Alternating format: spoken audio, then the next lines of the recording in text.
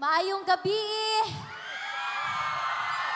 Magandang gabi sa inyong lahat. Sa mga hindi pa nakakakilala sa akin, ako si Veronica Kitty Duterte, bunsong anak ni Pangulong Rodrigo Roa Duterte!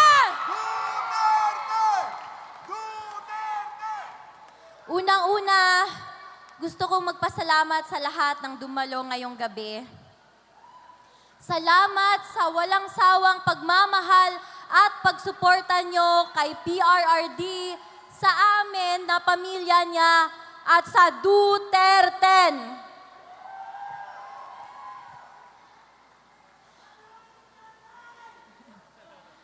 Nag-usap kami ni Dada Rudy ko kahapon. Sabi niya sa akin, ay sobrang proud siya sa akin at ipagpatuloy ko lang daw ito. Binigyang diin niya rin na mahalin ko daw kayo kagaya ng pagmamahal niya sa inyo. Bata pa ako, 21 pa lang ako, at ayaw ko talaga sanang makisali. Pero namulat ang aking mata at naintindihan ko ang mga prinsipyo at paninindigan na ipinaglalaban ni Tatay Digong. Mahal niya ang bayan niya ng higit pa sa amin na pamilya niya.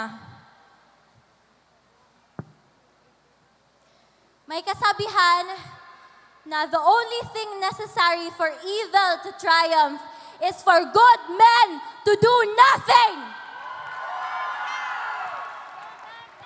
Ito ang nangyayari sa Pilipinas ngayon. Walang tumatayo para ipaglaban kung anong tama.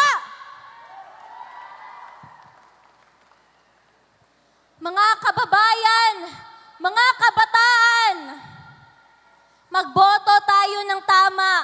Magboto tayo ng may puso para sa pagserbisyo ngayong eleksyon sa May 12, 2025.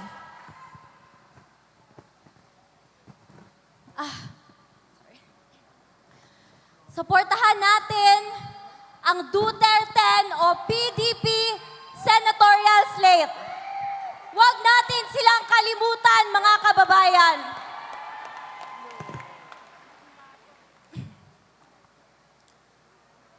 Muli kong iaabot ang bilin ni Tatay Digong para sa bawat Pilipino. Sinabi niya ito sa akin. Do good. Fight for your country and fight for what is right. Sabi niya, huwag kayong mag-alala because this is not forever. God will intervene. And He sends His love to all the Filipino people.